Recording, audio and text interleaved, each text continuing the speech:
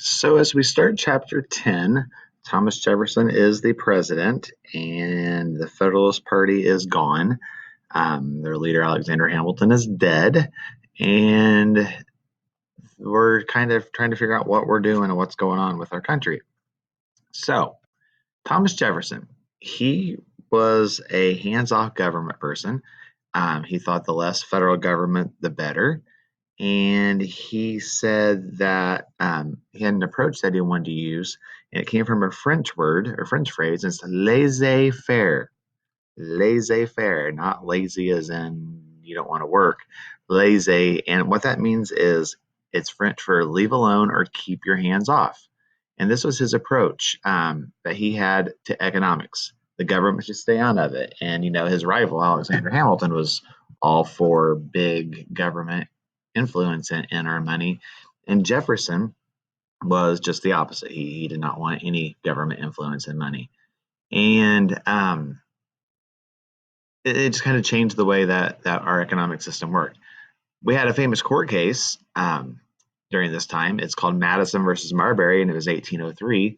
And what this did is it increased the power of the Supreme Court because it was the first time judicial review was used.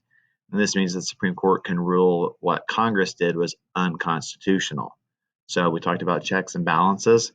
One of the first times it was really used was when the Supreme Court checked the Congress, the judicial branch checked the legislative branch, and said what they did not follow the Constitution. And um, this dealt with people who were given a job and they were given the job late in the presidency, and what they did by approving them wasn't really right because they're approving them for a new president, even though the old president was out. Anyway, around this time, the United States was starting to expand westward. We were starting to get bigger and bigger and get more and more land west. We were exploring the Ohio Territory and getting close to setting up new states, or even setting up new states in the Ohio Territory. Illinois became a state in 1818. We're not quite there yet. But by 1800, almost 1 million Americans lived between the Appalachian Mountains and the Mississippi River. And remember, before the war, that was a no-no. That was the place where we left for the Indians to stay. So we kept pushing the Indians further west. Over in France, they had a lot going on. They had a revolution. The government was overthrown. They cut off the head of the king, and all kinds of things were going. And they had a new leader, and a guy named Napoleon Bonaparte started to take power in not only France, but in all of Europe. And Napoleon was a little guy, not very tall at all, little guy, but he was mean, and people were afraid of him. And they were taking a lot of land and doing a lot of things, and they even started to gain some land in the Americas. They're starting to take some of Spain's land. And President Jefferson is worried that they may try to build an empire in North America. He's saying, oh my, we might have having to fight France for a lot of our land that we currently have. And we obviously did not want to do that. So Jefferson had a plan, and he wanted to buy New Orleans, which is a very French culture area, and parts of western Florida, the western side of Florida.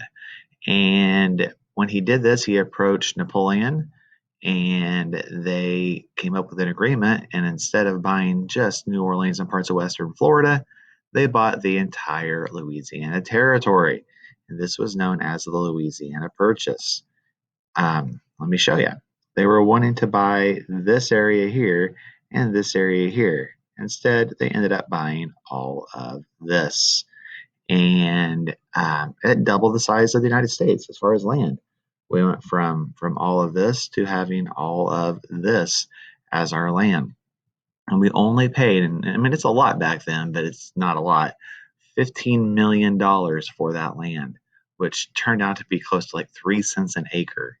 And an acre of land is very expensive if it's good land, and a lot of this was very good land. So Thomas Jefferson in 1803 with the Louisiana Purchase doubled the size of the United States, and he wasn't even trying to. He was trying to buy this city right in here, this area right in here, where we dump the Mississippi River into the Gulf of Mexico, and parts of this area here. So, very big investment, very important investment, and a very good investment for President Jefferson and the United States.